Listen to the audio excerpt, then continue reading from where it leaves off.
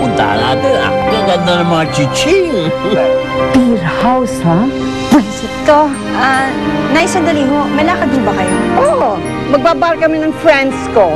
Sa ganitong oras, magpapar ka, tulog pa si Ninong sa talat mo. Bakit wala bang bar sa umaga? Ano bang pumasok yan sa kukote mong walang laman at may barbar ka pa? Eh kung ikaw nga dyan nag-beer house ka, aba, kaya ko rin magbar, ano? Excuse me. Tol, sumumpa sa akin si Jillian eh. Na totoo yung mga sinasabi niya na nagkakasama sila ng Dali. Sinabi ko na nga, imposible yung sinasabi niya eh. Nananahimik na yung anak ko, patay na nga yun, di ba? Alam mo, hindi ko alam kung ano yung motibo niya eh. Pero nagpapapansin lang yung batang yan. Sal? Parang hindi ka makapag-concentrate sa exercise natin. May problema ka ba? Naghihiwalay na kami ng asawa ko. Problema nga yan. Hindi ko naman pinoproblema yung nagkahiwalay kami. Masaya pa nga ako eh. Ang kinainis ko lang, itong asawa ko, wala pa kami 1 linggong nagkahiwalay, kumeka-rengkeng na. Sumasama na doon sa mga kaibigan niya, pabarbar pa. Sakit dito ako. Kung sino na kasama yan? Hindi ba nakakabwisit yun? Talagang dead man na sa akin ang asawa ko. Akalain mo, nag-i-enjoy pa siya ngayon sa bar? Nakakainis nga talaga yan. Pero, tingin ko kailangan mo na rin naman intindihin yung asawa mo. Malay mo naman, that's her way of coping up with her emotions. Diba? Ang sabihin mo, wala na siyang pakialam sa akin.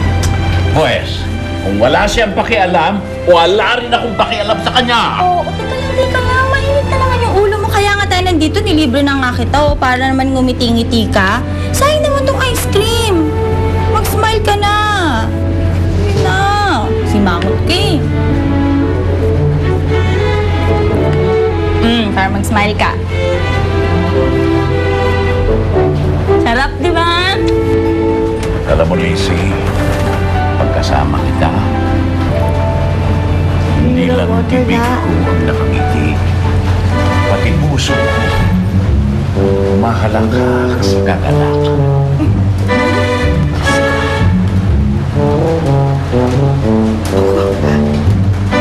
Meron ng babae, sabi. TikTok. Nahihirapan ako kay Tay Nelson eh. Kasi, una, ayaw niyang hanapin si Inay Lynette. Tapos, hindi siya naniniwala na kinausap ko na si Dali. Nung sinabi ko pa yun, medyo galit pa siya sa akin. Hindi mo masisisi ang Itay Nelson mo. Masakit kasi sa kanya nang mawala ang anak niya. Hindi agad naghihilom ang sugat, lalo na pag namatay ang isang mahal sa buhay. Tik-tak! Eh, anong gagawin ko? Sasabihin ko pa ba sa kanila na kaya ako nandito para alagaan lang sila? Nagsasalitang relo? Ay! Hindi kaya! Ano hindi? Kausap mo nga, nakita ko eh. Kinakausap mo yung relo mo eh.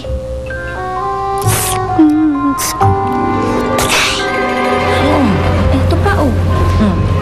Teka lang. Tissue. Yummy. Ito.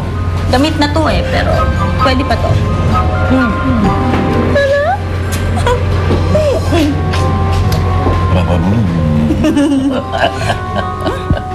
Patingin nga. Hindi nga kita kilala eh. Patingin na, sabi ka na. Sabi hindi kita kilala eh. Kulit. Sabi nga hindi nga kita kilala eh. Kulit mo ah. Ang nasabi. Paano ko ito ibibigay yung kulot sa'yo? Hindi naman kita kilala. Bibigay mo ba sa akin o hindi?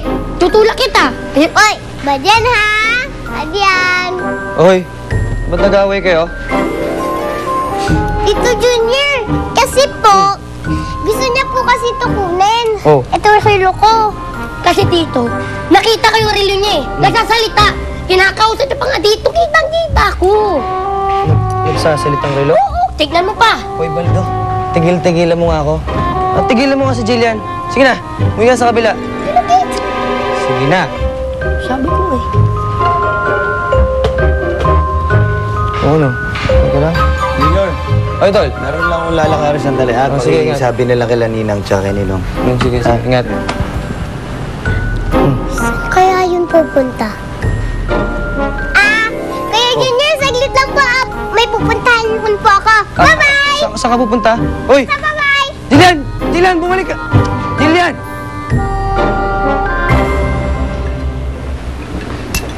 Oh! Mamo, bakit na ganyan umuwi? Akala ko ba magbabar kayo? Oh, Nay. Kain na ho. Kain po. Okay lang ho kayo, Nay? May ibang babae nga ni tatay mo. Ano? Nakita ko siya kanina eh. May kasamang ibang babae. Kumakain silang dalawa sa labas. Paano nagawa ni Itay yun? Bakit ang bilis naman niya makahanap ng kapalit? Sana ho kinausap ni babae.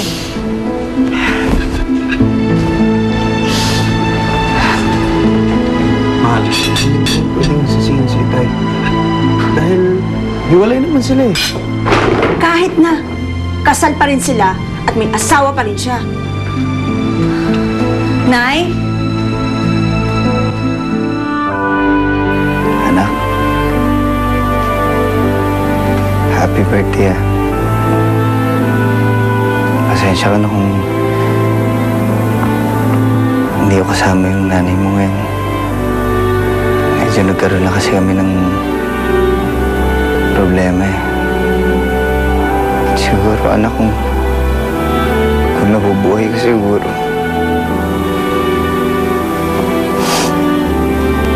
Siguro mas masaya tayo ngayon. Alam mo ba, anak?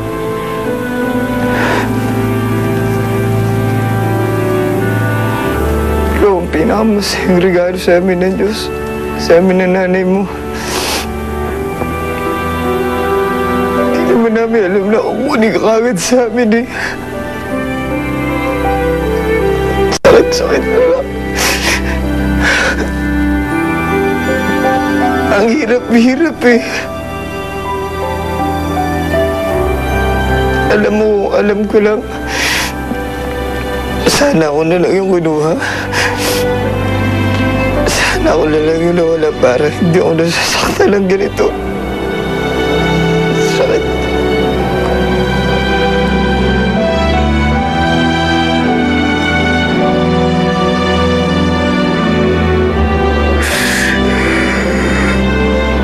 Sana ako na lang yung nawala, anak.